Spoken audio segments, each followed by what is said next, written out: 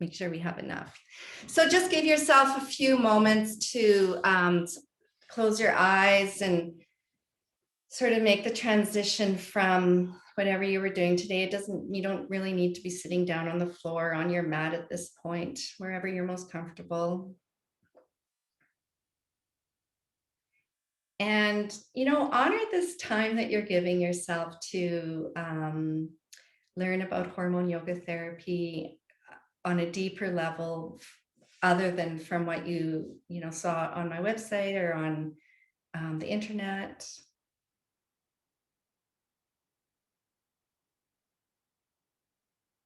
Okay. All right. So I'm going to start with this Prezi presentation here. This is only the second time I'm doing this, so I am share, and I close that. And why is that showing up there? There we go. Okay, so I see you all on the side. Okay, here we go. Now we can begin.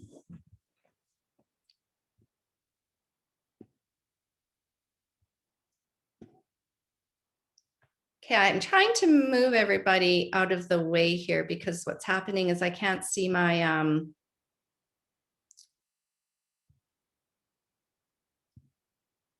okay. I had it on the side.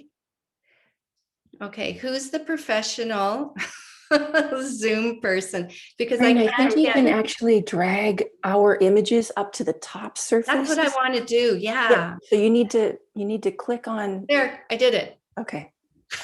I think I did it. But now I'm trying to get to the Prezi. There's a little doodaddy thing here. Okay, I'm there. Okay. Hormone Yoga Therapy. Welcome everybody to the info session on Hormone Yoga Therapy. So I just want to introduce myself. I'm Corinne McNally, and Hormone or Lotus Moon Yoga has been my name forever and ever.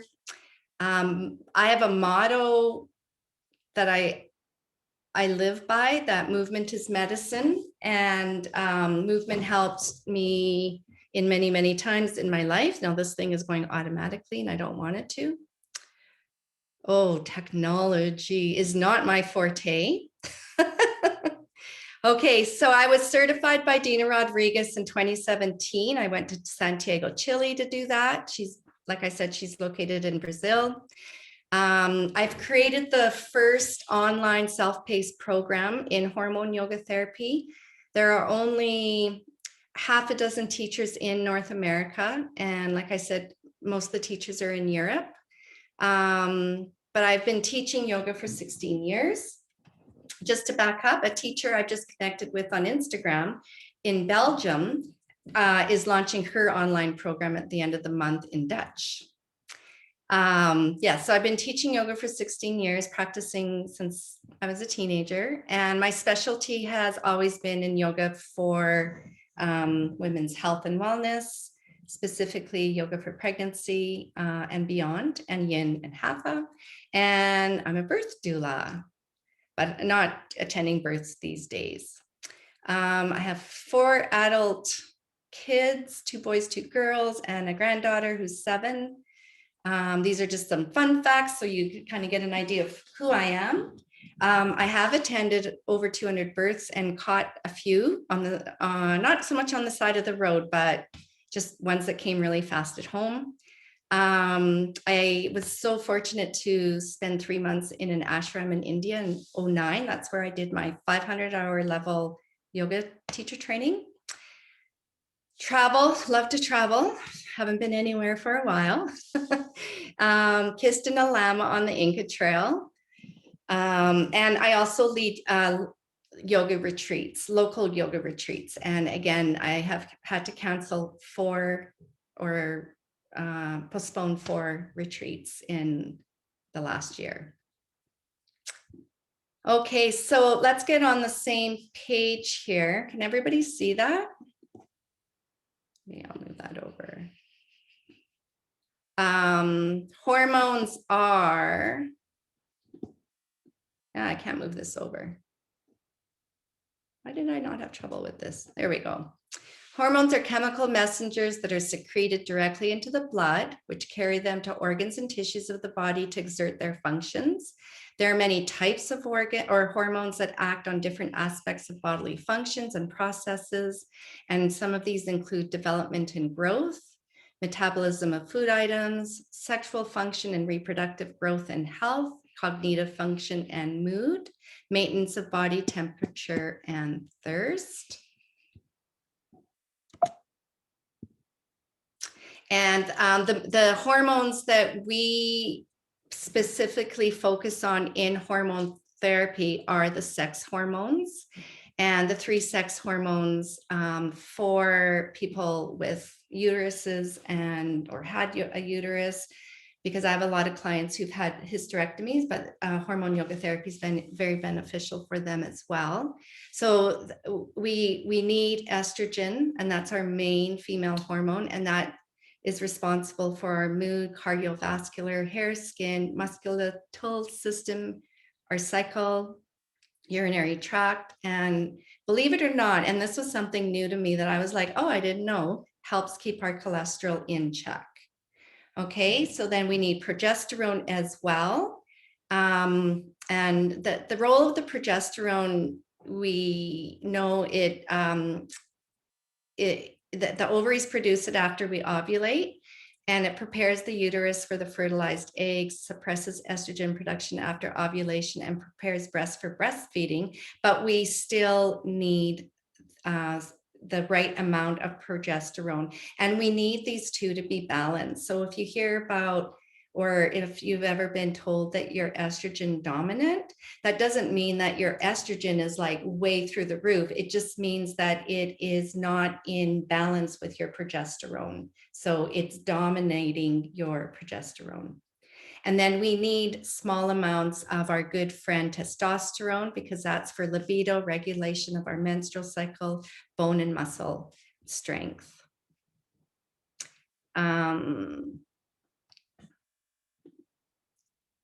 So here, just you can take a look at these, some things that could be going on within you for, if your estrogen is higher, then it's not at a balance. So, like it's swinging back and forth. So weight gain mainly around the hips, waist, and thighs.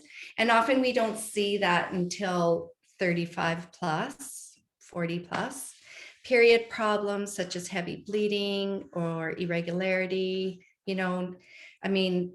irregularity meaning that 1 month it was 38 days between your period, and the next month it was 28 days. So, ideally we want to bring our period within a 26 to 34, 35 day cycle. And most people who are menstruating and doing hormone yoga find that they get onto a 28 to 30 day cycle. Intense PMS, fibrocystic breasts, fibroids, fatigue, low libido, and just feeling blah, and maybe having some anxiety, not dealing with anxiety. Low estrogen, periods that are less frequent or that stop. So this is moving into the perimenopause phase of our cycle, our big cycle, our life cycle. Hot flashes and or night sweats, just trouble sleeping, dryness and thinning of the vagina, low libido, mood swings, dry skin. Yay! And then our progesterone can be too low as well. And a lot of the things are very similar: irregular cycles, infertility, headaches, migraines, mood changes, hot flashes, weight gain, fibroids, and endometriosis. High progesterone, PMS, feeling bloated, and mood swings. And then high testosterone. So often somebody who's going through a transition will start, a woman who's transitioning to a man, trans man, would be taking testosterone injections. And so they would start to, deepen their voice, excess hair on the face and body, increased muscle mass, irregular periods, loss of libido, mood change, thinning hair, reduction in breast size, larger than normal clitoris. Clitoris is actually a little tiny micropenis, and PCOS, which is polycystic ovary syndrome, and low testosterone, low libido, depression, lethargy, and muscle weakness. So in a perfect world, we want these three hormones to be at even, Steven balance level. Okay. In perimenopause, menopause, and postmenopause, we often want to boost our estrogen levels because estrogen is our answer. It's like kissing the Blarney Stone. It's our answer to vitality and sort of having that youthful, the youthfulness coming from the inside outside. So now that we're basically on the same page for hormones, what is hormone yoga therapy exactly? So it's a unique sequence of dynamic yoga postures, which dynamic yoga postures mean that we move with our breath within the postures. There are a few postures where we're not moving, but if you know anything about Kundalini yoga, most postures are movement with breath, dynamic breathing techniques, and a Tibetan energy technique, as well as yoga nidras. And I explain this all in a few slides down the road. The method reactivates hormone production in the endocrine glands of the ovaries, thyroid, pituitary, and indirectly into our adrenals, which are located in our lower back, just above the hips. Asanas, which is another term for yoga postures, are accompanied by intense breathing techniques. So don't worry if you're kind of going like, oh, what are all these terms? They get it all explained if you decide to get the course and start learning the technique. Energetic level, concentration, visualization, and relaxation. So yoga nidra is like yoga sleep. It's a guided meditation, and pranayama is breathing, yogic breathing. And then we do this Tibetan energy circulation, which we will do it today so that you have an idea of what that means. Because I know the first time I was new to this, and I've been doing yoga for so long, I was just like lost. So regular practice helps to harmonize the whole system and consequently eliminate the symptoms of lower unbalanced hormone levels. Age-wise exercises are very simple, but they're dynamic and suitable for everyone. So whether you're new to yoga or you've been doing yoga for many years or you're a yoga teacher, we as hormone yoga teachers who are certified by Dina have been asked to make sure that wherever our students are coming from, that they start from scratch with the lessons, with the learning the techniques. So you don't need any yoga experience to do this practice. And once you've learned and memorized the sequence method, daily practice takes about 30 minutes. 28 minutes if I'm in a really big rush. I can do it in 28 minutes. This is a sample of a class. So prior to COVID, I was traveling for 2 years, kind of across Canada. And then I have a daughter who lives in LA. So she found a studio that I presented at in Los Angeles. And then I was in San Diego and Seattle, and I had a bunch of workshops scheduled for 2020. But what you're going to hear here, it sounds like cicadas, but it's the Bastrika breath that they're doing. So this is one of the postures in the main sequence.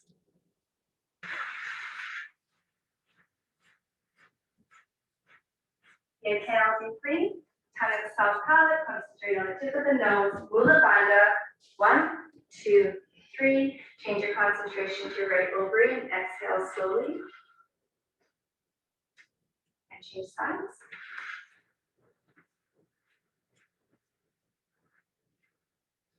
7 Bastrikas. Inhale. Having a soft palate, concentrate on the tip of the nose. Mula Bandha. 1, 2, 3. Change your concentration to your left ovary. Exhale slowly. Yay!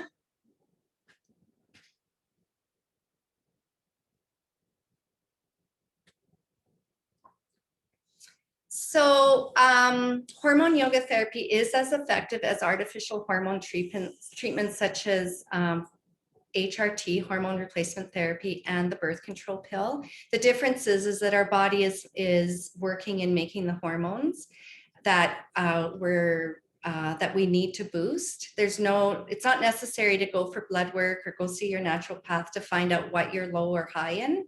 The body knows how to heal itself. It just needs this movement. And there are no side effects with practicing hormone yoga therapy. In fact, there's only, there's no negative side effects. There's only really positive side effects, like you might feel better in your hips, your hamstrings might feel a little bit more open, your back will feel open, you just feel better all around. So a little story, I discovered this in 2016. I'll tell you about how I discovered it, but prior to that, I was suffering from migraines for the first time in my life, really bad, like 3 a week or 2 a week, and wasn't functioning well. And my doctor did give me medication to take when I felt one coming on, but sometimes I didn't know if it was a migraine or tension headache. Anyways, she then did say to me, I was like 52 years old at the time. She said, well, why don't you go on the pill? That'll really help your migraines. And I just looked at her and I was like, I love you, Dr. So-and-so. I really like you, but I'm not going on the pill at my age. I just really felt that it was not, I wanted to be in control of my health. And so, so I didn't go on the pill, but she actually suggested it again when like a year later, when I was in for my pap smear and my periods were super heavy and I had a fibroid on the left side. And she's like, well, the pill, Corinne. And I was like, no. So anyways, that got me to doing intensive Google searches. And that's how I found Dina, was just through a Google search for hormones and migraines and heavy periods and such. So hormone, again, it's for anyone who's experienced hormone imbalances due to various reasons. And everything begins in the hypophysis, which is the medical term that is used for pituitary gland. And I just love this picture. A hormone yoga therapy teacher in Europe had this done. So you can just have a look at this, and some of you may be familiar with what happens in a cycle. And we in hormone yoga therapy and in the course don't get involved.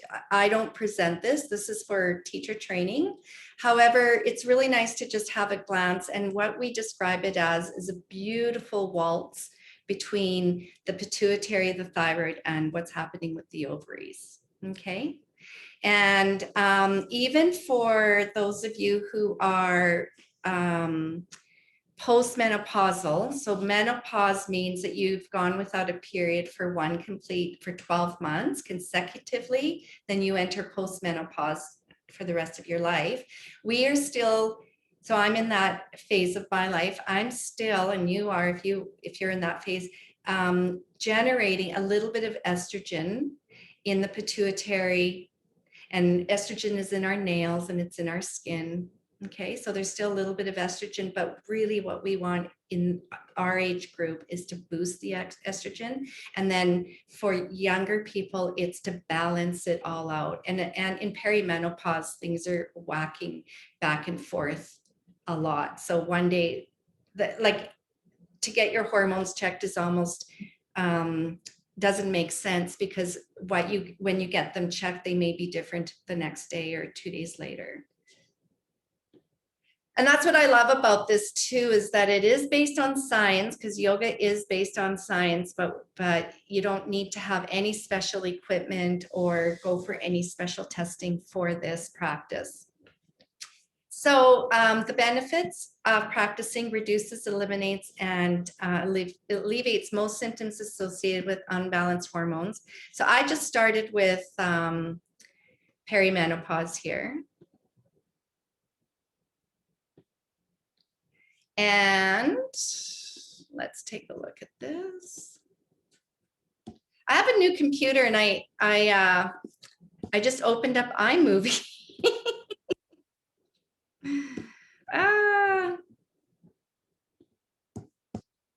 Okay. So perimenopause, believe it or not, can start as early as 35 plus. We call it early perimenopause. It can go into the early 50s. It can last a really long time for some people, 4 to 10 years. I talked about menopause. Average age in North America is about 51, and I think in Europe as well, and the UK. Postmenopause, that's 12 months, no period, but we can still have symptoms and less severe. What are some of the symptoms?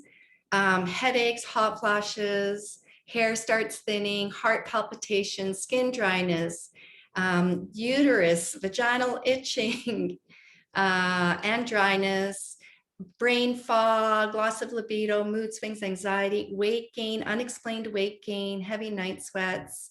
One big thing is the bladder, and starts to weaken, incontinence, breast enlargements and painful, and sometimes teeth, oral, like teeth problems start at this age.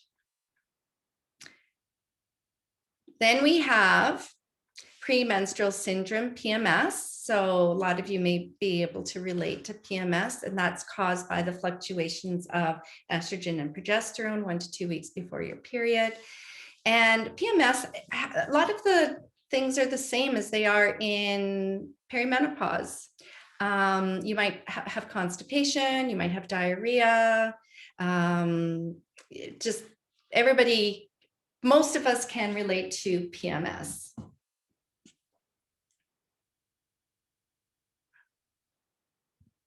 And then we have fertility challenges. So infertility means not being able to get pregnant after 1 year of trying, or 6 months if you are 35 or older. People who can't get pregnant but are unable, can get pregnant but are unable to stay pregnant. So they have early loss. And it's quite high, actually. About 10% of women in North America, 15 to 45, have difficulty getting pregnant or staying pregnant. And in my hormone yoga therapy teaching, I've had a couple women who did get pregnant after practicing. One, in fact, she didn't have a cycle for a year, a period for a year. She was scheduled to go to the fertility clinic here in Edmonton, took a workshop, started her practice, did it every day, got pregnant without having a period. So how sweet is that? Her little girl will turn a year this May. And then a couple other who took a little bit longer for sure. Polycystic ovary syndrome and endometriosis, PCOS and endo may cause your reproductive hormones to be out of balance. This can lead to problems with ovaries, such as not having your period on time or not getting it at all. And it can be very painful and affects about 10% of women. So in hormone yoga therapy, I have endometriosis on my website as a precaution. So anyone who is at stage 4 endometriosis, we need to really proceed with caution with HYT. And anybody who's sort of stage 1, stage 2, 2.5 often has healed the endometriosis. It is an inflammation that is going on in the body. Some people resort to having surgery and having their endometriosis taken out, only to find that it grows back or it grows in another area. So it's, I don't think it ever used to be diagnosed. I think it's something that is newer discovery, like women just were like, had bad periods and they suffered. Hypothyroid, so the underactive thyroid. So you can just read through that list. And so if you have a thyroid, hypothyroid, hyperthyroid, and it's been diagnosed, you will most likely be on Synthroid or another type of medication for your thyroid. Some people have thyroid where it goes back and forth between hypo and hyper. And again, on my website, I have hyperthyroid as a contraindication, but it's one that we can work around. And you just have to be aware of some things that you may be feeling while you're doing the practice.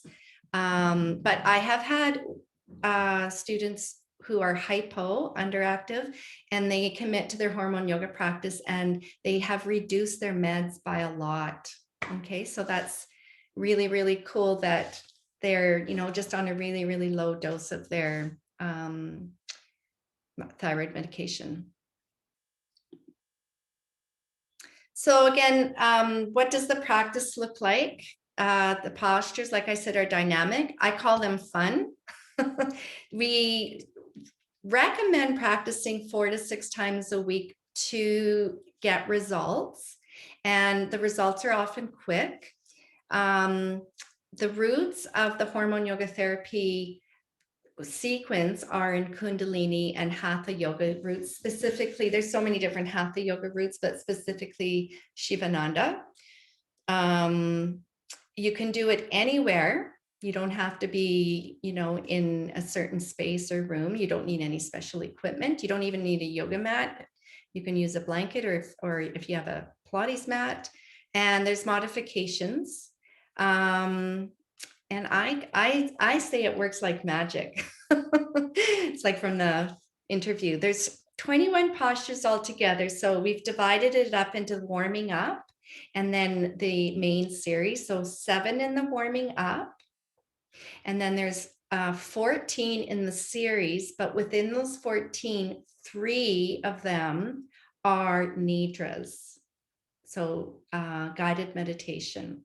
Takes about 30 minutes once you learn it. And then we talk about the chakra system. And I'm going to guide you through a yoga nidra chakra system. Don't worry if these are all new terminology to you. Simple and suitable for everyone. Now, the main contraindications is certain breast cancers. So estrogen supported or estrogen dominant breast cancer. Again, I talked to a potential student about that. I have had a number of students who want to do the practice and they've been 5+ years cancer-free. So we just talk about it. It's not going to cause breast cancer during the practice. And there's no scientific evidence that doing the practice will reignite your breast cancer. You would not do this practice if you're currently pregnant. So if you're wanting to get pregnant and increase your chances of fertility, you do the practice. And then as soon as you know that you're pregnant, you've got that positive pregnancy indicator, then you would stop doing the practice. And then anybody with advanced osteoporosis. High blood pressure I have on my website, but that is if it's untreated. So most people with high blood pressure should be on, even if it's just for a short period of time, blood pressure medication. So here she is, Miss Dina Rodriguez. She turns 94 years old this May.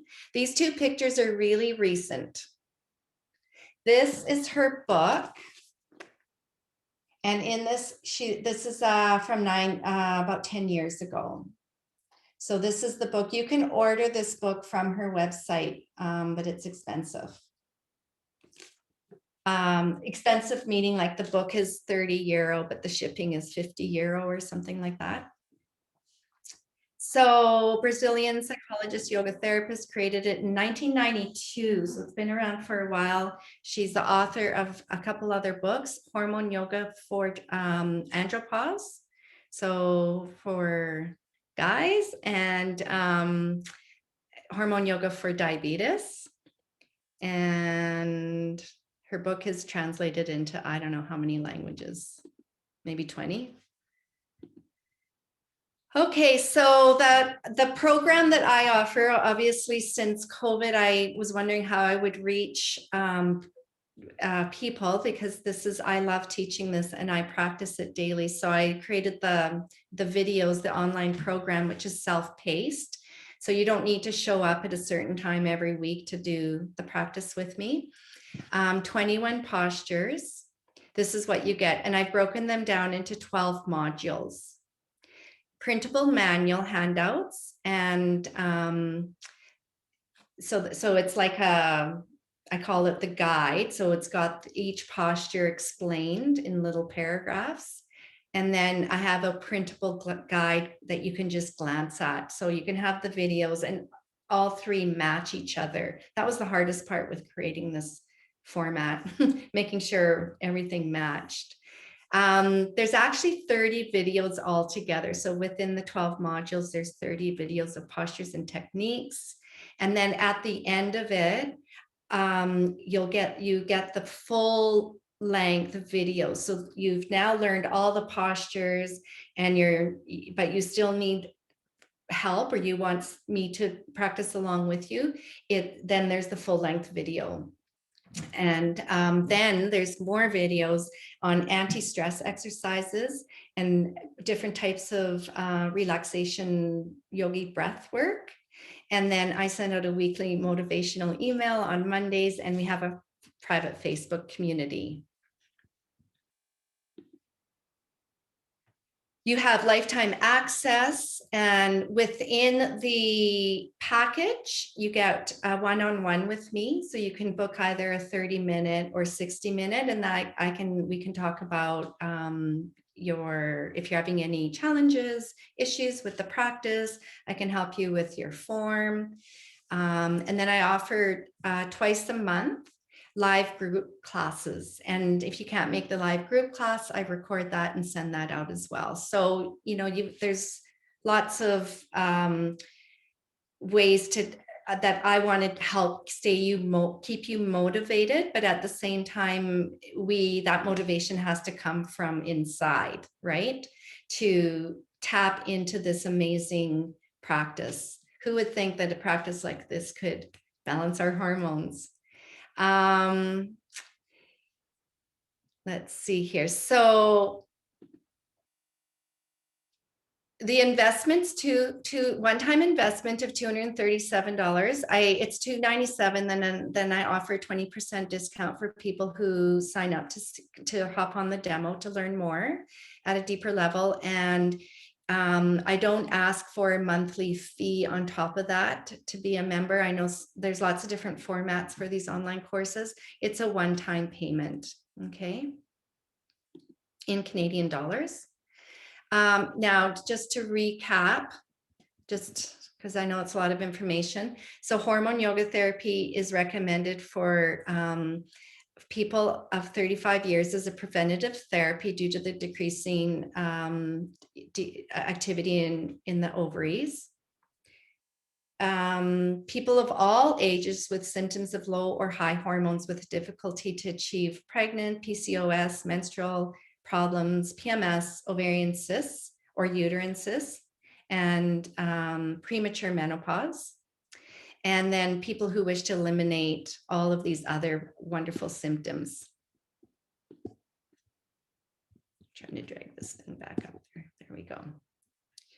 Hot flashes, insomnia, sweats, emotional instability, depression, headaches, difficulty concentrating. That's the brain fog. But I did add brain fog, decreased. I probably did that because I have a bit of brain fog and more.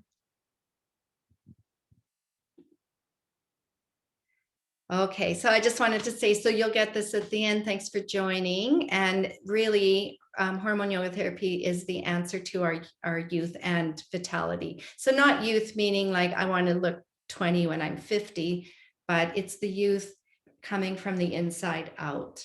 Okay. And then I just added on all my links there.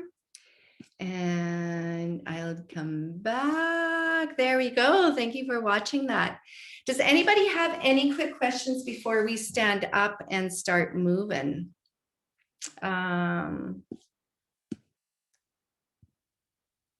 we're good to go.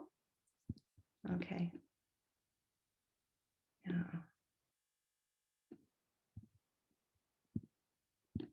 Why can't I get rid of the chat bar now?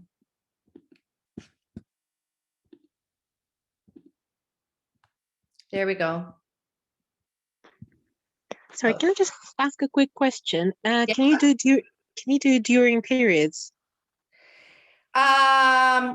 Who's asking that? That's Sorry, Joanna? it's Joanna. Yeah. Okay, yeah, very good question. So we're going to do a Q&A at the end, but I'll gladly answer that right now. So we recommend that you be your own guide and teacher and see how it feels to do it during your period. So I'm going to show you a technique that's called that Tibetan energy circulation. Right? But I shortened it down to, in the course, it's too long to say that. So I call it COE. And we work a lot with the pelvic floor. So during our period, especially those heavy days, day 1, day 2, day 2, day 3, you might not want to engage the pelvic floor. But because I started this practice at the tail end of my period before I was moved into menopause, and I was only getting a very light period. I got like 2 in 1 year that last year. I was doing it, and a lot of my students are telling me that it has alleviated their cramps 100% to do the practice during their period. So does that help answer everybody's question? Yeah, thank you. Yeah. Thanks a lot. Okay. So no. You know, Zoom is doing something different like I never have an issue with Zoom, but today it's just doing really weird things. Okay. Everybody's square is so tiny.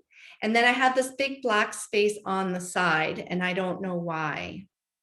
Because I know I can make everyone larger. I was gonna say maybe you're sharing the screen, but you're not. No, I shut that off, and then I had opened up iMovie because my thing is so sensitive. Oh, well.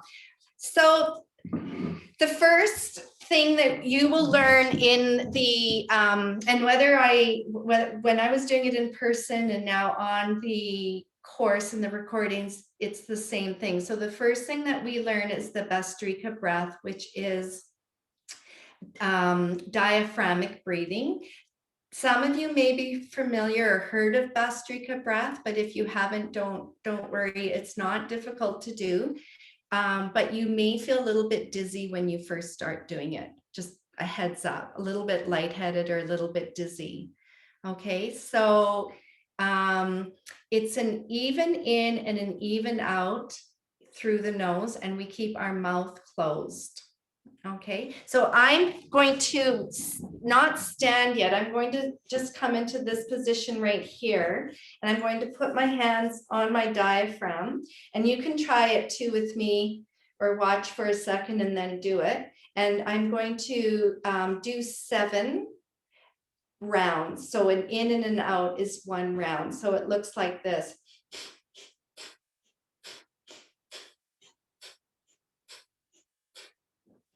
And then from the side, I've got my nice spring sweater on today. From the side,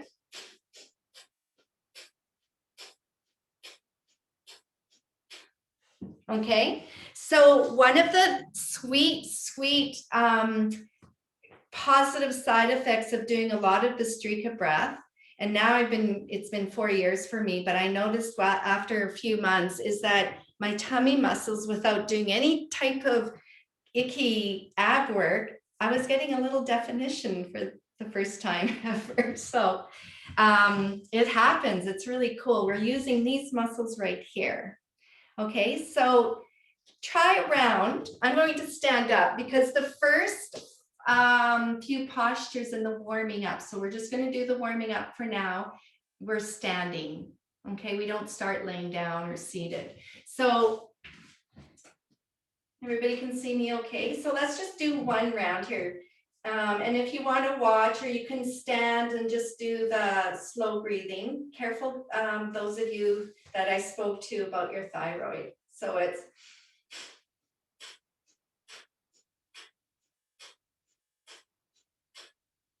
and then take a cycle of regular breath.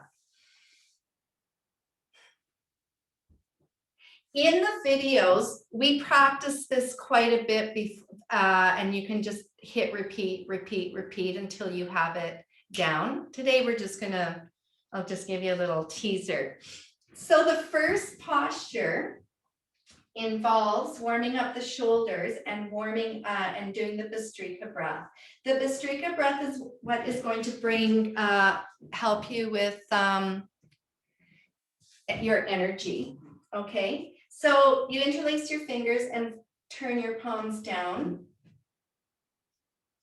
And you're going to integrate this movement with that Bhastrika breath. So it's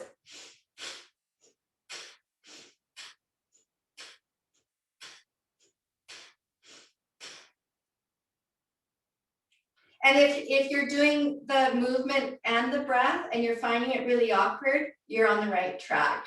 So the movement is just this. So that's warming up one. Now we'll do warming up number 3. I'm going to skip number 2 and I'm going to go to warming up number 3. It's for the hips and we call this one samba, side to side. So almost every posture, it's quite easy to remember, are in 7s. So it's side to side. And then see if you can integrate that Bhastrika breath.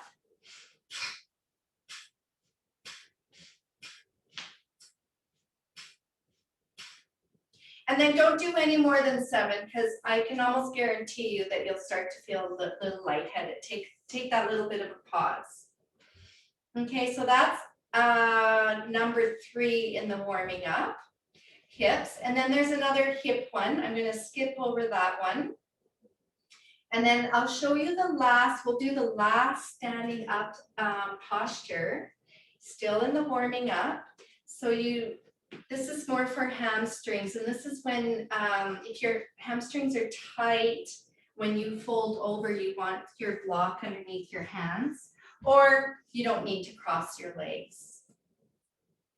So it's easier probably if I stand a little bit sideways. So we just take a big stretch here. So keep in mind that we're not really thinking about hips and hamstrings and shoulders, and what we're focusing on is the pituitary, the thyroid, and the ovaries. Okay, but you'll feel your hamstrings in this one. So we inhale and stretch our arms above our head, and then as you exhale, you fold forward, and then the movement is up and down.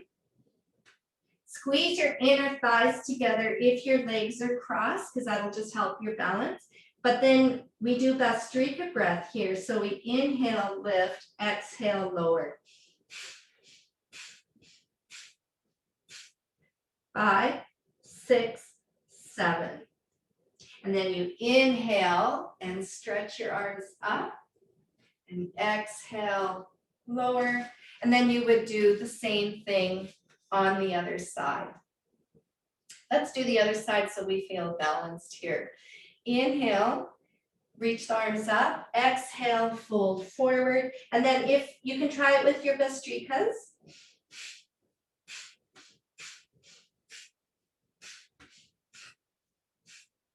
And inhale, stretch your arms up, exhale. So in the videos, each posture, I repeat 3 times. So we do the first one, it's just really slow and learning. Second one, a little bit faster. And then the third one, a little bit quicker. those are short in the modules. I want to show you this one. It's the 6th one in the warming up, and we don't do Bastrika breath with this, but it feels amazing on the inner thighs. You can just watch me do it for a moment and then try it on your own. Maybe you use a strap. So you come into laying on your back, holding your hands over your toes or your feet. And then you lean over to the left, straighten your left leg, keep the right knee bent, and you just count. Not 3 breaths, you just count. 1, 2, 3. And then you go to the right. 1, 2, 3. So if you're using a strap or your bathrobe belt, you can just hold it, lean over, count to 3, switch sides, and we do it 3 times to each side. So that is one of the postures without Bastrika breath. And then in the warming up, there's still 2 more postures. Take your time. So like I said, the postures, we either do 7 repetitions, and sometimes it's both sides, or it's neutral, or we do 3. Okay, so everybody loves this one. This is the 7th one, and then there's a 7B. So this is flying hairs, and it's to warm up the spine.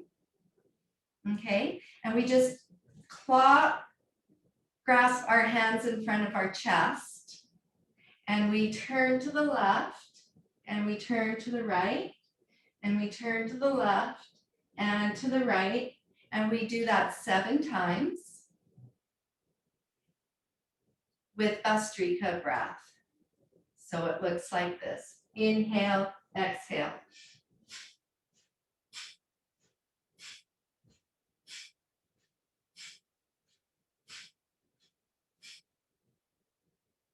Center. And then we have to go to the right. I'm not mirroring you. And we do that 7 times. Look at your elbow so you don't get dizzy.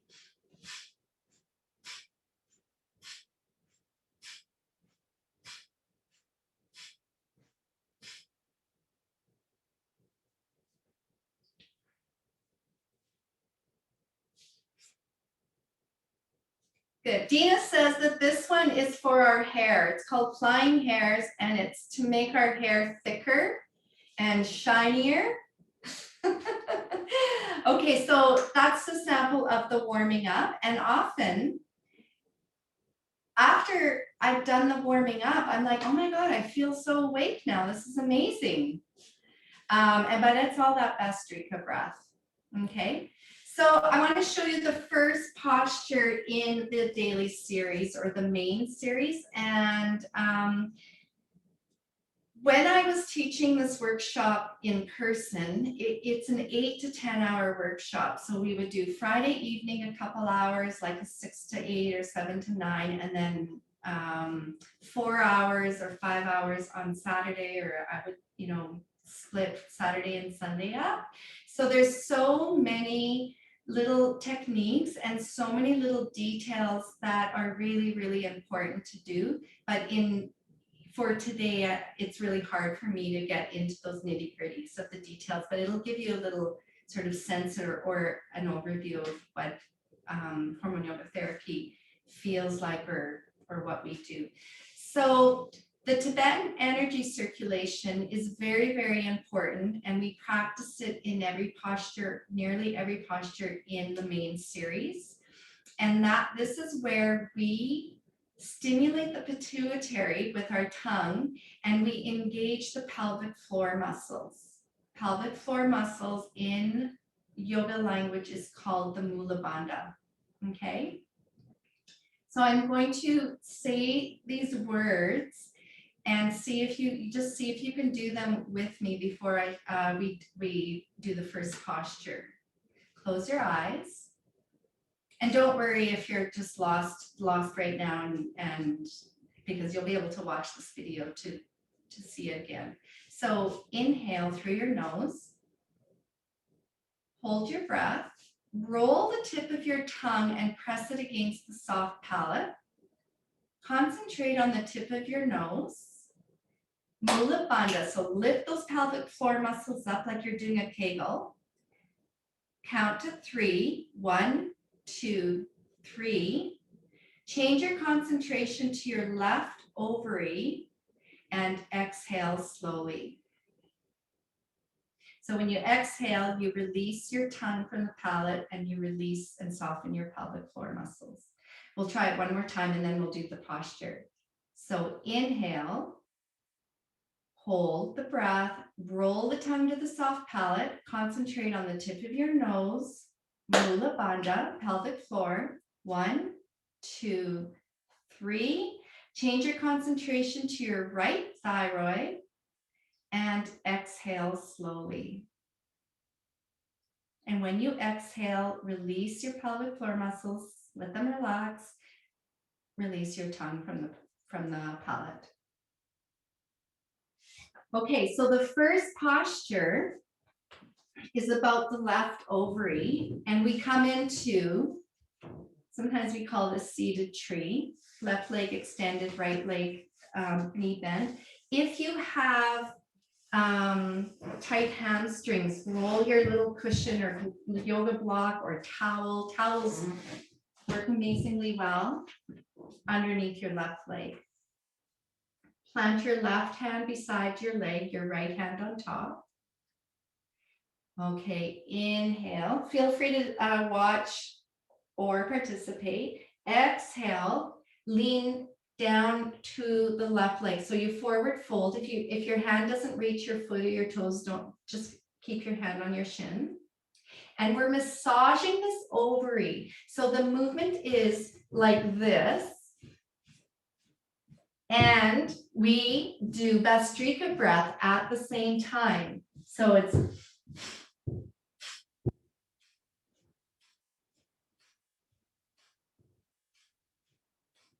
keep your foot pointed and compress your ovary. Close your eyes, inhale. Hold your breath, tongue in the soft palate. Concentrate on the tip of the nose. Mula Bandha, lift the pelvic floor. 1, 2, 3. Change your concentration to your left ovary and exhale slowly. And then you release out of the posture. Good. Of course, once you get going in your practice, you would do this much quicker.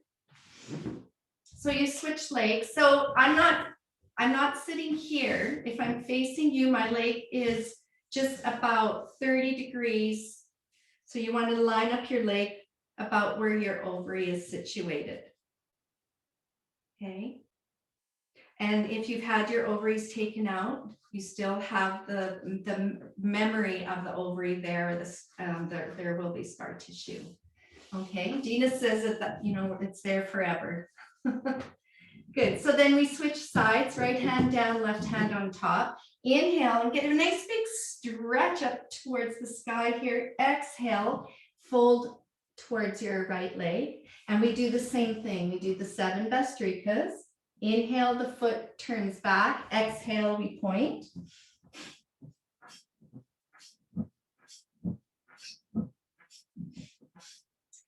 Good. Keep the foot pointed. Inhale. You're still leaning over. Tongue in the soft, hold your breath. Tongue in the soft palate. Concentrate on the tip of the nose. Mula Bandha. Pelvic floor. 1, 2, 3. Change your concentration to your right ovary and exhale slowly. Good. And then we come up. Shake out your legs.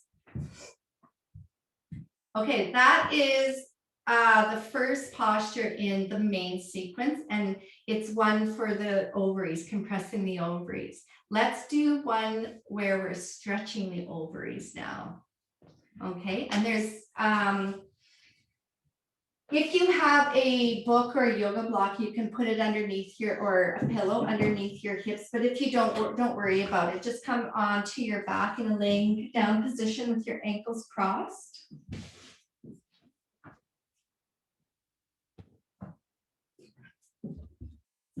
Good. So this is to stretch the ovaries here.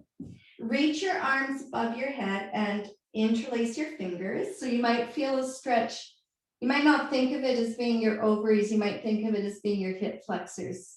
Okay. And we do these 7 Bastrikas here. So we're not moving in this posture. We're staying still, but we're doing the 7 Bastrikas. So follow along.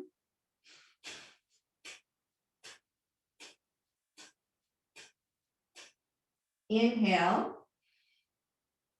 Hold your breath, tongue in the soft palate, concentrate on the tip of the nose, Mula Bandha, 1, 2, 3. Change your concentration to both ovaries and exhale slowly. As you exhale, so this is another technique. As you exhale, bend your arms, hands come to the top of your head. Inhale. Exhale. Some of you might know what Uddiyana Bandha is.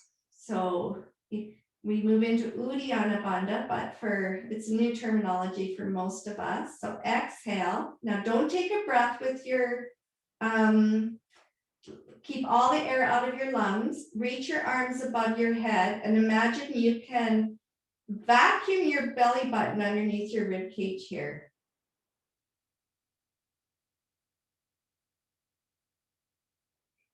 Good, and relax your arms. Take a deep breath in.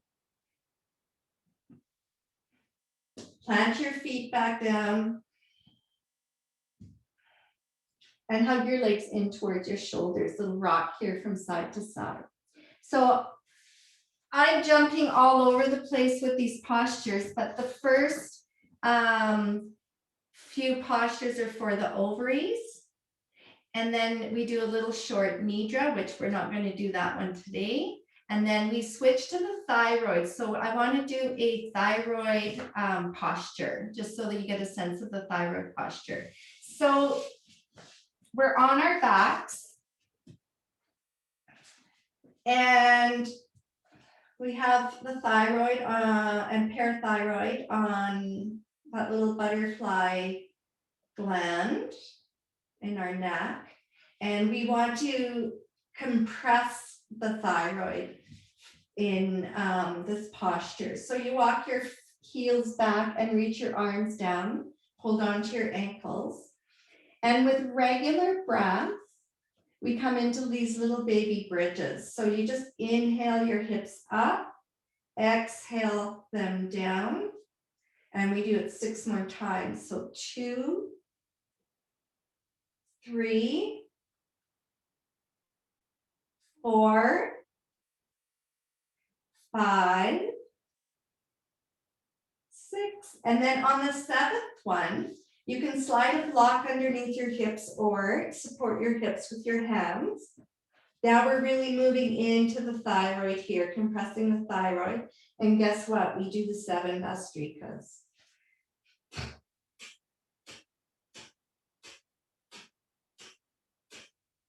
Inhale. Tongue in the soft palate, concentrate on the tip of the nose, Mula Bandha, 1, 2, 3. Change your concentration to your thyroids and exhale slowly. Lower your hips back down. Place your hands on your belly, let your inner thighs rest against each other. And inhale. Hold your breath, tongue in the soft palate, concentrate on the tip of the nose, Mula Bandha, 1, 2, 3. Change your concentration to your thyroid and exhale slowly.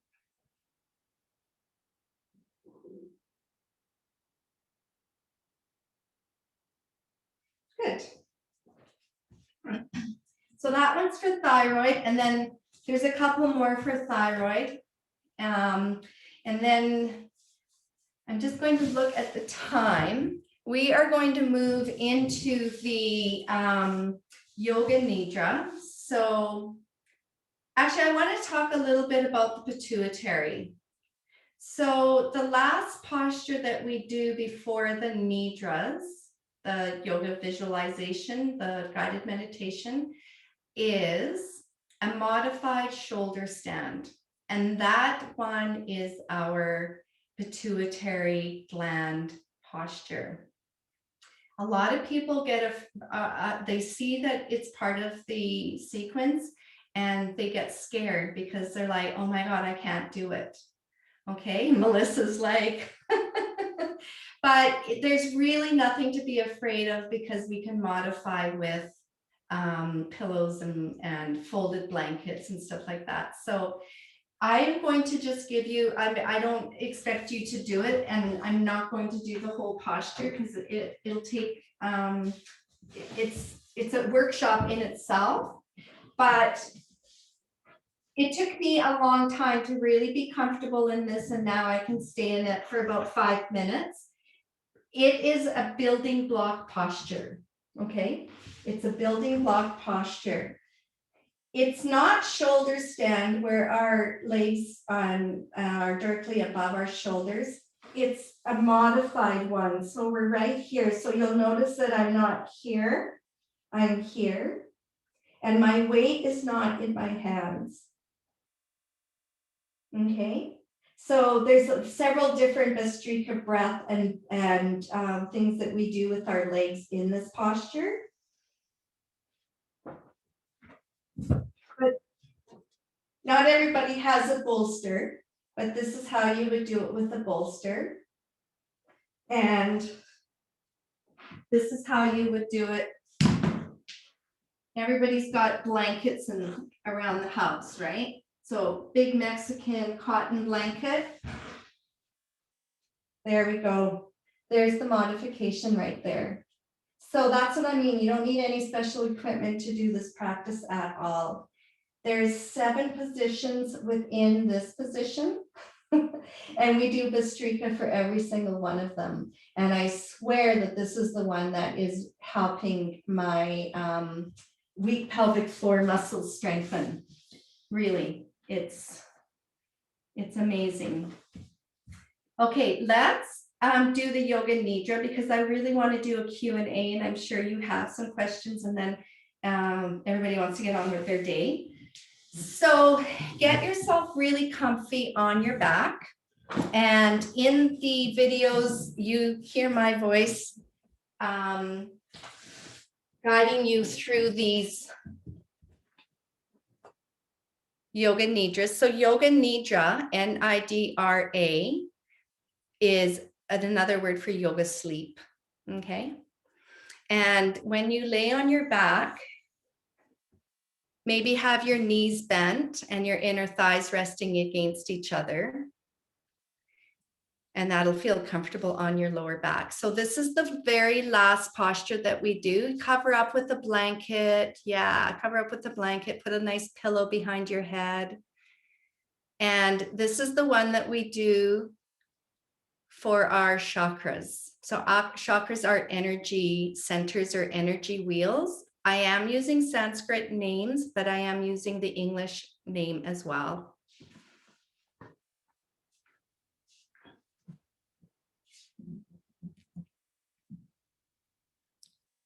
All right, bring your breath to a nice, evenly soft breath. Feel free to have your arms on your tummy or down by your side. Concentrate in a point between your eyebrows and imagine there is a light above it. Inhale slowly, imagining you're inhaling light. Concentrate on the center of your head and exhale, feeling the energy expanding within your head like a big star, very white and scintillating. Hold on, feeling the energy in the individual pole, center of the head. Now inhale, gathering this energy in only one point. Change your concentration to the perineal area And exhale, feeling that this energy goes down your spine to the species pole, expanding like a very white star of light. Inhale deeply, bringing the energy to one point in the perineum.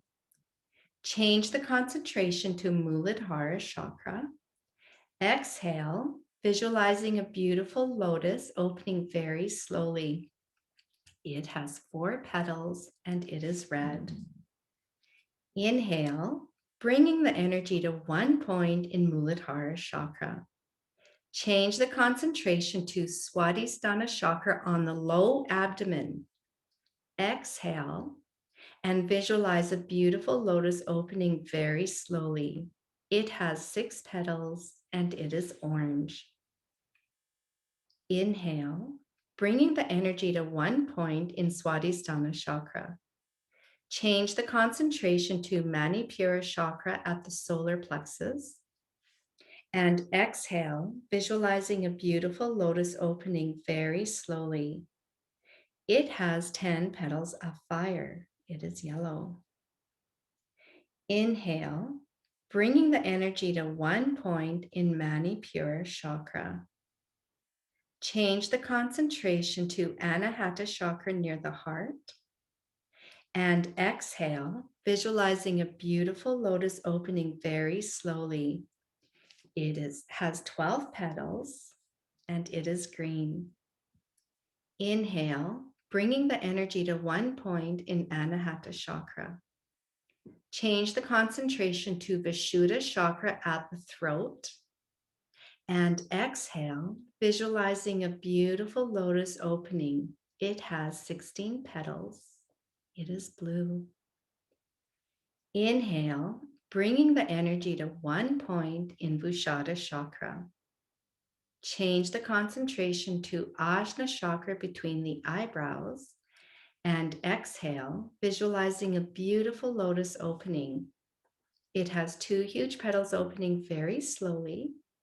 And in each petal, a myriad of small petals appear and cover your temples completely.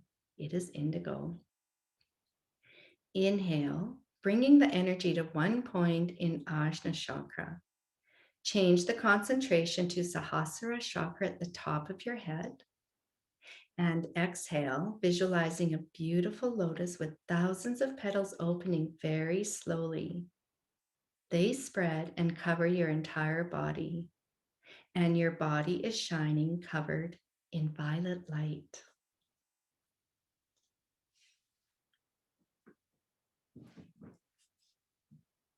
Yoga Nidra is finished.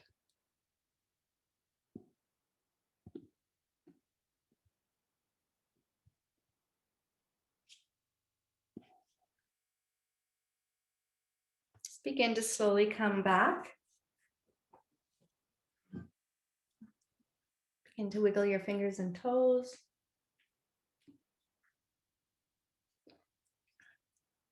Take your time, roll onto your side. And then come up to your seat.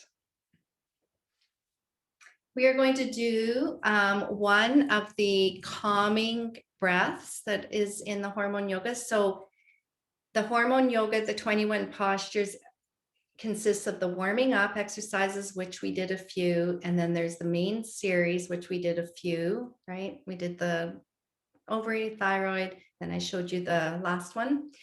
And we just did one of the 3 nidras that are within the sequence, but the add-ons are this is an add-on. So it's to get the results you need for your hormones, you would do the main warm up and main series in the order that they're in.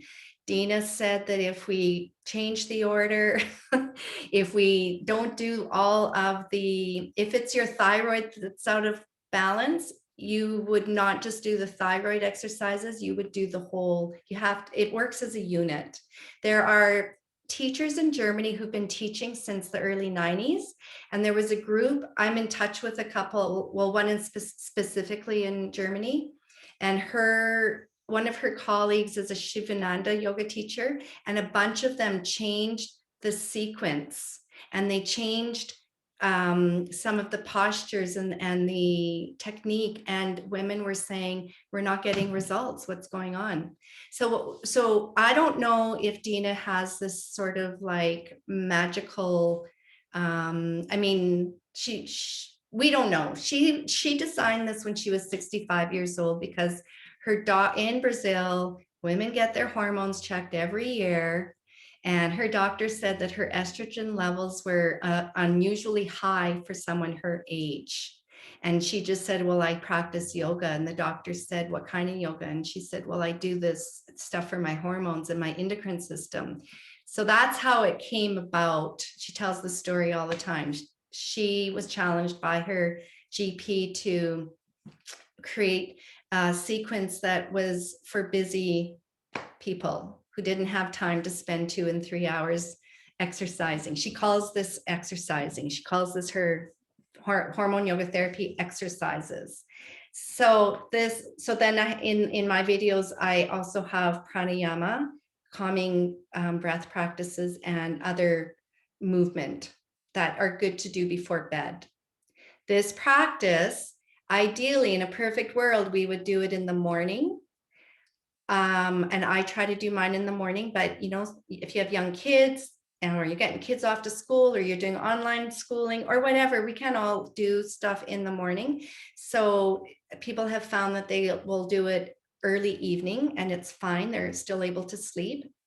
It's because it's very energizing that you wouldn't do it right before bed. Okay. Yesterday, I had a busy day yesterday and it was 5 o'clock and my husband was making supper and I just like disappeared for half an hour. He didn't even know. And I did my practice at 5, which is unusual for me because I normally do it in the morning. So, and I still slept like a log. So no problem there. Anyways, let's do the 1, 2, 3 rounds of the calming exercise, and then we'll do a Q&A. So this is, you just sit comfortably. You can do this in bed. You can do this on the bus. You can do this on wherever you are. And it's 3-6 breath. So we count, I'll count 1, 2, 3 in and count 1 to 6 on the exhalation. So take a nice deep yogi cleansing breath together. Close your eyes if you can, just to help to turn inwards. And also try to inhale through your nose. So inhale, 1, 2, 3. Exhale, 1, 2, 3, 4, 5, 6. Inhale, 1, 2, 3. Exhale, 1, 2, 3, 4, 5, 6. Inhale, 1, 2, 3. Exhale, 1, 2, 3, 4, 5, 6. Let's do 2 more. Inhale, 1, 2, 3. Exhale, 1, 2, 3, 4, 5, 6. Inhale, 1, 2, 3. Exhale, 1, 2, 3, 4, 5, 6. Take a nice big deep breath in and let out an audible exhale.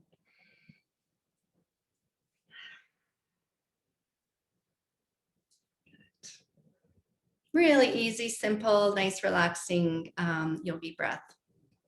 All right, let's get into our little discussion here. So feel free to unmute. We don't have a really huge group, so I think if you want to unmute and or if you want to put it in the chat bar, and I will let everybody know.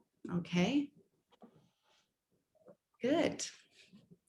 So Agnes up in the corner, she's been practicing.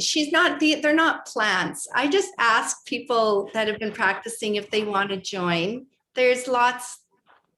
I have like about over 300 now students. And so I launched the online course in November, but had my last in-person workshop was in Vancouver of March 2020.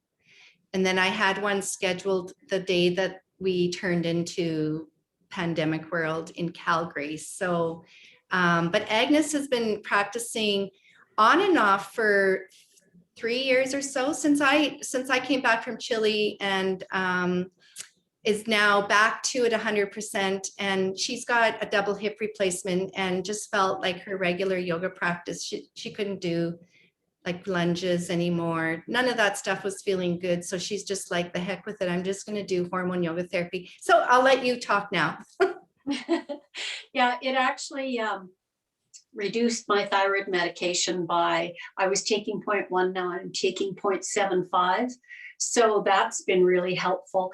And I find it really centering and energizing. And even with the hip stuff, like for that last series where you're on your back with your legs over your head, sometimes I use my block, depending on how I'm feeling in the back. I also use my stool. You can lean up against a stool and put your legs back, and that works for me too.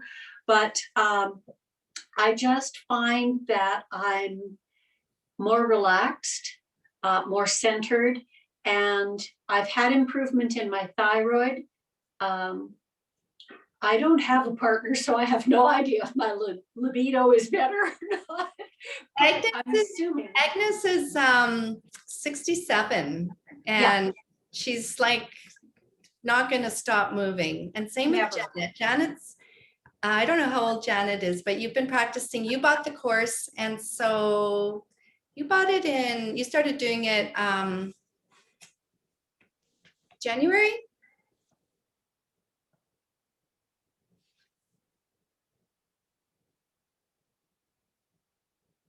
Yeah, it's always hard to unmute, mute, unmute. There we go. Sorry. I had something else on the screen that was interfering with my unmute button. So How are you finding it?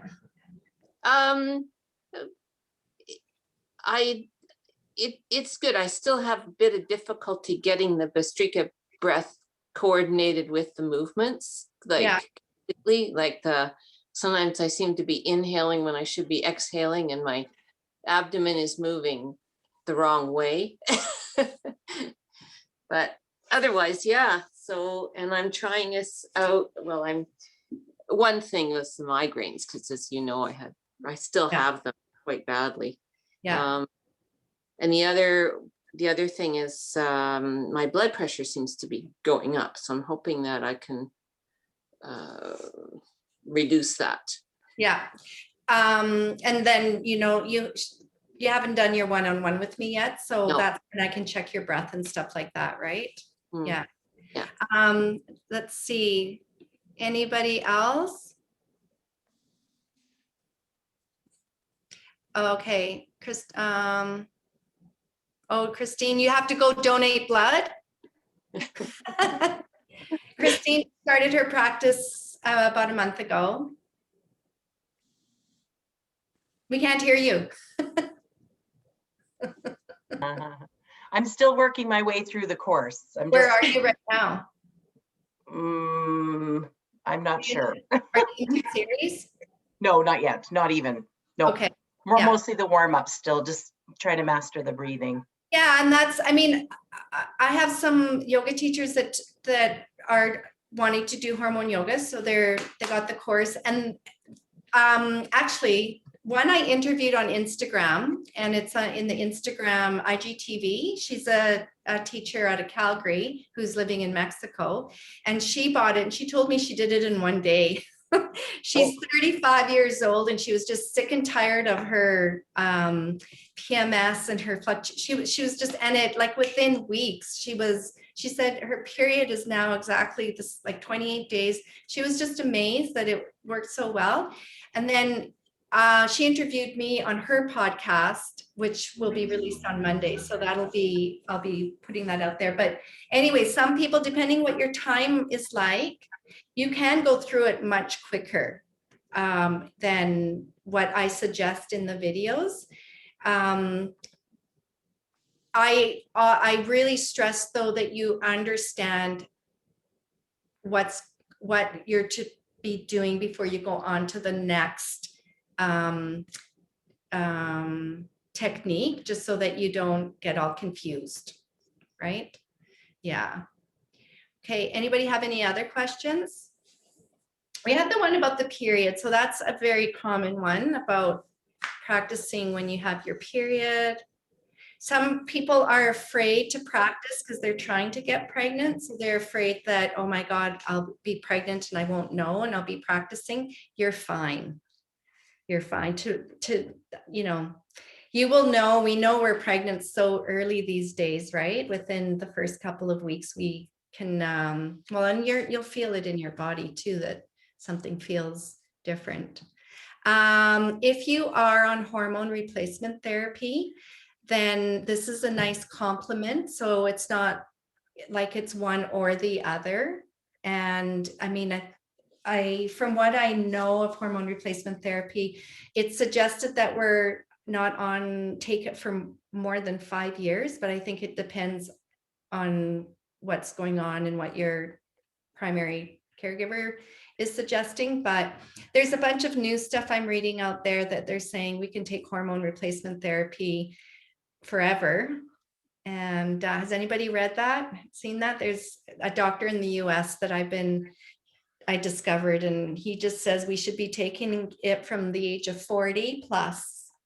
And I have different views on that. I don't want to be attached to taking, unless it's something that I really medically need, but if it's to help me not have hot flashes or night sweats or feel better, I want my body to be making that on its own. Yeah. His name is, if anybody is curious, is Avram Blooming. He's actually, he's not a cardiologist. He's what do you call a cancer doctor? What's a cancer doctor called again? An oncologist? He's an oncologist, yeah. And he believes that the study that was done on the relationship between hormone replacement therapy and breast cancer was flawed, and that that there's no correlation between synthetic / artificial hormones and breast cancer. And so he has written a book called Estrogen Matters co-wrote with a psychologist, I can't recall her name, saying that it was flawed and that we need to just get on hormone replacement therapy from the age of 40 plus. But I don't know. I'd rather not. I'd rather just eat really good food and have a glass of wine, and from time to time, maybe a martini. I don't know. I just don't want to be on any meds if I don't have to be for functioning. Okay, yeah, some people have to get going already. So if nobody has any more questions about the practice, how did you find it? Did you find it difficult? Anybody have any questions about the course, about the way the platform or how I presented it? So I've got a question. Do you have to practice every day? Do you have to practice every day? Mm-hmm. We recommend, if you want results, so if you are having any hormonal imbalance type symptoms, we do recommend that you practice 5 to 6 times a week. Mm-hmm. Thanks. And like I have had gals who are trying to, get pregnant, and so they're practicing every day. They're just like, oh, I'll just get up and do this every morning and practice it. So yeah, we kind of suggest to practice it. It's not, don't compare it to training as a marathon. Compare it to, taking your supplement, your vitamins, your vitamin D, what foods do we need to eat? I need to eat greens every day, or else for my digestion to be really to work really well. So that's how I look at this practice, is in order for my hormone levels to be balanced and to feel really well, I'll do it 5 times a week for sure. But I have taken times off, like weeks off at a time. And I'm at that age where I don't get hot flashes, but I've had the night sweats. And they don't happen at night. They seem to happen in the morning. So I don't know if it's just my house is too warm. I don't know. Yeah. I found that once I started doing the practice, I wanted to do it every day, just because it makes me feel, you know. Yeah. And I also found that the Ujjayi breath, where you suck everything up under your rib cage, that helps. The Uddiyana Bandha. Well, is that what it is? Oh Yeah, yeah, but right. The other one's the snoring breath. Okay, yeah, that one really helps my digestion as well. oh yeah. Yeah. Yeah. So it's that one, I mean, if you may have learned it in a yoga class before. It's where we, like, if you take a breath, you can do it seated, you breathe in, and then when you breathe out, don't take a breath and try to lift your belly button up underneath your rib cage. You'll feel your pelvic floor engage involuntarily, but we're not concentrating on the pelvic floor. We're concentrating on lifting the sort of it's called a vacuum. We're vacuuming and lifting all the organs underneath the rib cage. It's not super popular, but there's a technique out there called hypopressives. Has anybody heard of it? There's a Canadian teacher. Anyways, it's a technique that Arnold Schwarzenegger, as a bodybuilder, started doing. And it's a technique that we see kids who are playing outside on the beach do, where they lift up their bellies right here, and you can see their rib cage, like they go, right? Hypopressives basically has taken this technique from yoga and made it their own. So have you heard of it, Melissa? Hypopressives? I think where I saw that was with Kat Vallon before. She seemed to do, I don't know if you can hear me, but I think that's where I'd seen it, where she sucks in her belly. Yeah. And it's almost like a rolling. Yeah. Yeah. We don't do the rolling in this technique. We just do the lift. But in the videos, I go step by step and teach the technique very slowly. Yeah. And that's why we can't have a big meal before we do this practice, because of that and the Bastrika breaths. Yeah. Yeah. You don't want to be hungry, but you just don't want a bunch of food in your tummy. Julia? Yeah, I just have a question about, and I know you talked about this already, so that's okay. I apologize. I need a little hand holding about the sort of learning the sequence, and that from what I think you were saying, that there are sort of a series of shorter videos that help you learn the sequence and learn the various sort of aspects and details of each techniques. part. And then there's also the full one that kind of guides you. Once you feel confident in all of those little bits, then you can kind of, and I guess that's what Christine, do I have the right name of the person who was just saying that she's still sort of going through those smaller. Yeah, exactly. So so I've broken it down into the postures. So each posture, so the warming up is a module, but each posture is a lesson. Right. Okay. And so, for example, but before we get there, in fact, I can even show you because I know how to share a screen now. Sort of share a screen. So,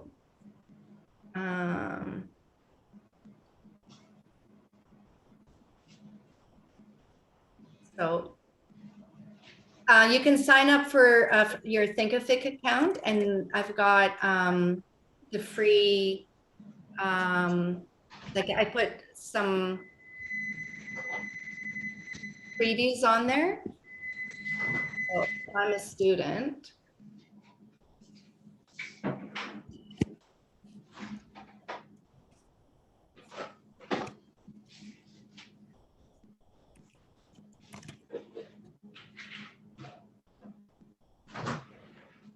Right. Okay, That's so okay. Don't no, here worry. it is right here. Like this will just give you an idea.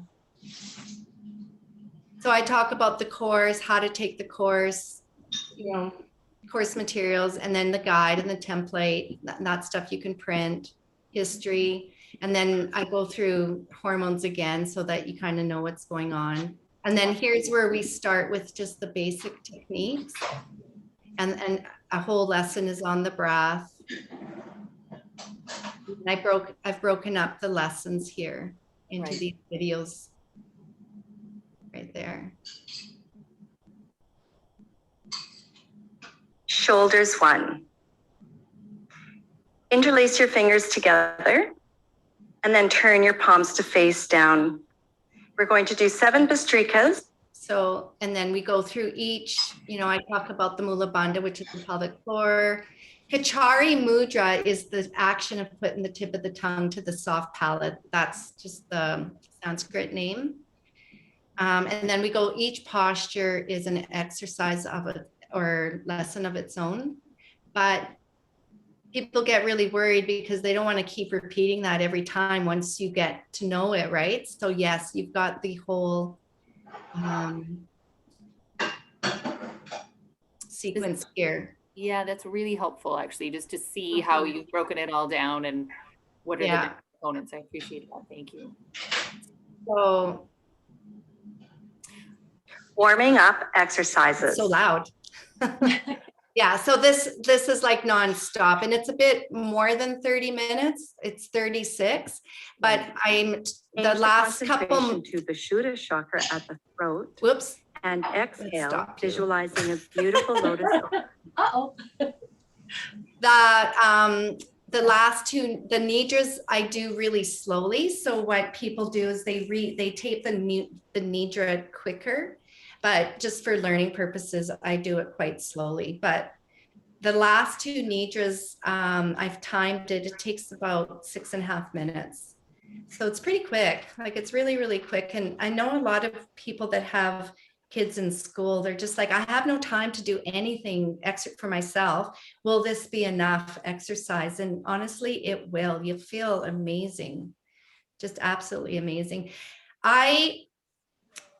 I had a lady that I've connected with, my Belgium colleague, hormone yoga teacher. She's been teaching it a little bit longer than I have. And she is launching her online course in Dutch, I was saying, in March, at the end of this month. And she, it's so different in Europe. They're just those, well, Belgium also has 11 million people. So that's like BC, Alberta, Saskatchewan all put together, but they're very open to wrapping their head around yoga helping with hormones. So our endocrine system responds really well to yoga movement. Our endocrine system does not respond well to running or power yoga or anything that stresses out our bodies and our hormones. Restorative. There are those 3 nidras that are the restorative part of the practice. And Joanna, you're in the UK. Is there anybody else from the UK? No. Are you still on? Yeah, I am. Yeah. Yeah, there are a few hormone yoga therapy teachers in the UK, but not a lot. It's strange because I've never heard of it until I found you. Yeah, there's like I said, Dina, she's come to Canada once or twice. In the US, she's been to New York only. And she went to New York in 2018 or 2019. Hardly anybody showed up at her lecture. Right? 2 of Canada's biggest cities. Never been to Vancouver, has no teachers in Vancouver. I'm a teacher, 1 in Calgary, and there's maybe a couple other. There's 1 in Quebec that was in my training, but it's really hard. Like it cost me $6,000 to go do her training with my flight and my accommodation, and it was like 1,500 euro to take her training. So it's not accessible, but my plan is to eventually make this into a teacher training as well. And then more teachers, because if we have more teachers, then more people will know about it. But I'm really wanting to honor Dina and the way that she's not really on social media. You'll never see her on this is my favorite. You'll never see her on the cover of the Yoga Journal, but she lectures in top universities in Europe, in Germany and in Czech Republic and Poland. Yeah. So it's just really interesting how, it's grown very slowly. And when I got results from this practice after trying a lot of different things, I was just like, I need to teach them about this because it really, really works. It's just amazing. And I always just want to emphasize that you don't need to be a yoga person. You don't need to be flexible or be, know all of these, even though the reason why she's using a lot of Sanskrit names is because it's a global language.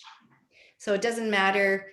I was going to take my teacher training in Germany because my youngest daughter lives in Berlin and she's in Berlin Dina was going to Berlin quite often, but it was in German. And I thought, I'm going to even though I'll understand her Sanskrit words, there'll be a lot of conversation that I won't get, right? There'll be the discussion amongst everybody that I won't get. So the one she did in Chile she taught it in English, but we had a translator that translated into Spanish and French because we had Spanish and French speaking people.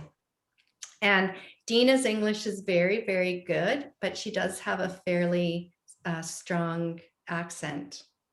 If you watch her videos, you'll hear her beautiful Portuguese. Yeah. But yeah, it's not a big investment either. And I never want to sound salesy and I'm trying to sell you anything, but it honestly works if you commit to it. It'd be great to start. And like Agnes said, you'll want to do it more once you get going. When you break it down, 2 massages, how much is a massage now? $140? So it's like the price of 2 massages. And then how long does a massage last? And does a massage help you with your period or your just not getting a period, or you know what I mean? Like it's massage is great. Don't get me wrong. I love massages, but the effect doesn't last as long. And I didn't find that it was really helping me with my hormone issue.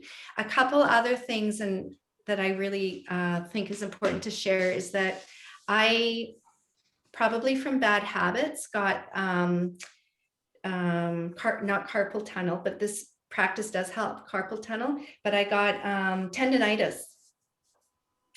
Yay! Who hasn't had tendonitis, right?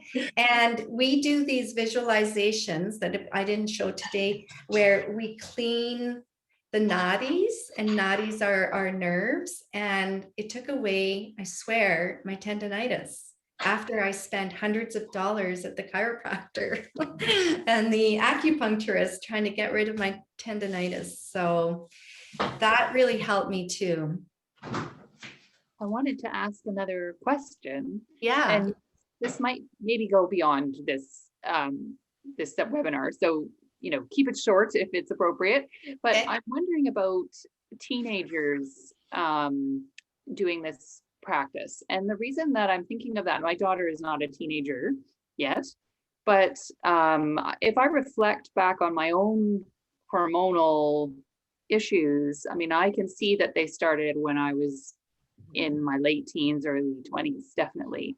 Mm-hmm. And I had no idea, obviously, at that, that was over 20 years ago now, and wasn't aware of that. And I'm curious, like, if that's something that teenagers do, or that, like, I can see that it might potentially be beneficial for my daughter.